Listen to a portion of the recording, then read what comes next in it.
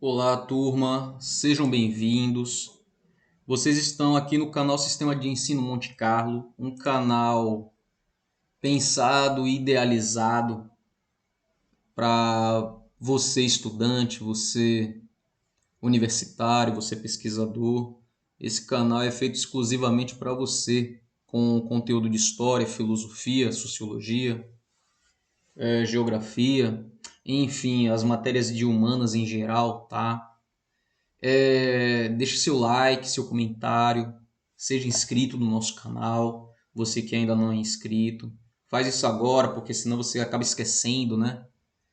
E sem mais delongas, turma, hoje eu trago mais um assunto para o nosso módulo de filosofia, tá? E hoje o filósofo da vez é Emmanuel Kant. Então vamos lá, turma. Emmanuel Kant, ele é nascido em 1724 em Königsberg, Prússia. A Prússia é o país atualmente conhecido como Rússia, tá? Mais especificamente em Kaliningrado. A importância de Kant foi que ele procurou reconciliar as tradições empíricas e racionalistas, tá? Ele foi um filósofo da razão. Ele buscou a razão para juntá-la, reconciliá-la, né, com o empirismo.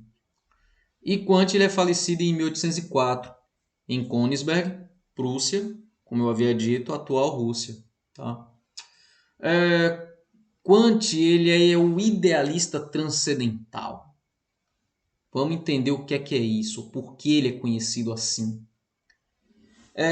Segundo os mesmos filósofos empíricos, no molde de John Locke, por exemplo, a mente, segundo os empíricos, é uma folha em branco, vazia de todos os caracteres. Eu já expliquei sobre a teoria da folha em branco em vídeos anteriores, né? É só dar uma passadinha lá para mais detalhes sobre essa teoria da folha em branco.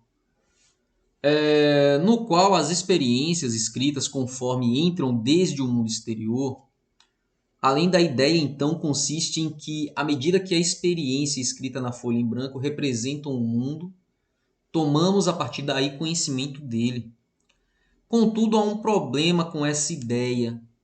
O conhecimento parece exigir o tipo de conteúdo conceitual que as impressões dos sentidos não podem fornecer, tá?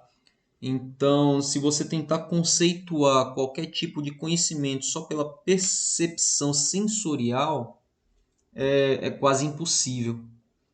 E a partir daí, Emmanuel Kant, mais do que qualquer outro, ele esclarece isso da seguinte forma, através da sua obra A Crítica da Razão Pura.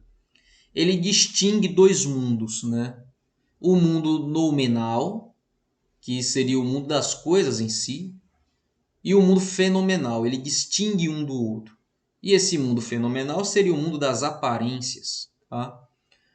Kant argumentava que, enquanto a natureza dos objetos do mundo noumenal permanecer completamente desconhecida para nós, poderemos conhecer algo a respeito do mundo fenomenal. Então, um se tornaria base e essência para o outro.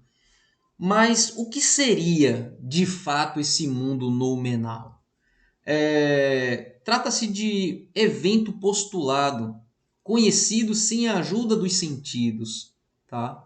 Na filosofia antiga, a esfera do noumeno é a realidade superior conhecida pela mente filosófica. Então você teria que ter todo um esclarecimento filosófico para entender e reconhecer esse mundo paralelo. Tá?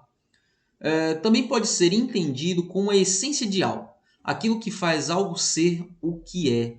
Então, numa esfera material, existiria também a esfera da essência. Então, é disso que trata o mundo noumenal, em paralelo ao mundo fenomenal. Tá? O ponto-chave é que a mente forma, classifica e organiza as experiências que constituem o mundo fenomenal, tá? Que seria aquele mundo que você vê com os olhos, que você toca e que você pode formar, classificar e organizar através de experiências, tá? Ele impõe ordem aos dados brutos que entram pelos nossos sentidos.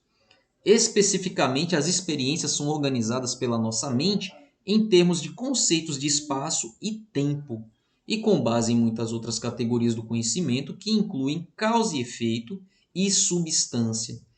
Então, o mundo fenomenal ele vai ser resultado, né, do mundo perceptivo pelos sentidos, ou pela essência dos sentidos, que daria assim essência ao objeto em questão.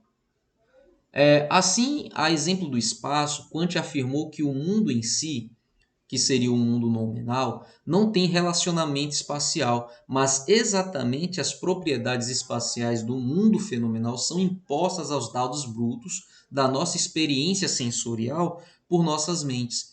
Então, o mundo fenomenal seria o resultado dessa classificação dos sentidos, tá?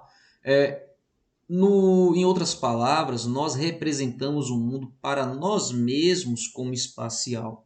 Então, cada um vai ter a sua percepção de mundo. Foi por meio desse argumento geral que acreditava ser equivalente a uma revolução copérnica que Kant tentou resolver o problema de suporte conceitual do conhecimento e, de modo mais geral, mostrar como seria possível alcançar o conhecimento exclusivamente através das experiências sensoriais. Então, se ele não tivesse elaborado e formulado um mundo paralelo, ele não teria conseguido explicar assim, né? Essa teoria, que essa teoria ela vai entrar em choque com as teorias de Berkeley, que também foi um outro filósofo estudado aqui no nosso canal. É só dar uma passadinha lá na playlist de filosofia para mais detalhes, tá?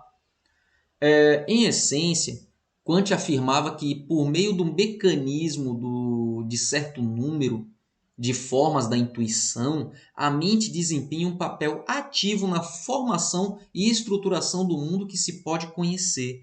Então é através da mente, é a mente que seria esse filtro das intuições, né? E a partir daí a mente iria elaborar um paralelo para o mundo fenomenal. Contudo, existem naturalmente problemas ligados à explicação de Quant. Que problemas seriam esses? Em especial, a distinção entre os dados dos sentidos e as operações conceituais da mente que ele fazia ameaça o relativismo em razão de possibilidade, que Quant rejeitou. Então ele cai numa refutação dele mesmo, porque no início de seus estudos, ele rejeita o relativismo, ele rejeita a ação de possibilidade. Mas aí chega a um certo ponto que o seu mundo noumenal, informação do fenomenal, ele vai cair nesse paradoxo, tá? E mentes diferentes poderiam organizar o mundo de maneira diferente, né? E isso tudo ele rejeitava no início. E se tratando de relativismo, o relativismo tem muitas formas diferentes, né? Se tratando do próprio nome dizer relativo. Então, se tudo é relativo, então tudo é diferente a partir do ponto de vista.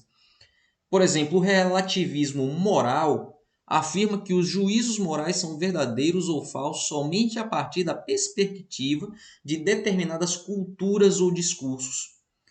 Então, para determinada cultura, algo que fosse imoral, para uma outra cultura poderia ser aceito, porque estaria aí em jogo o relativismo, né?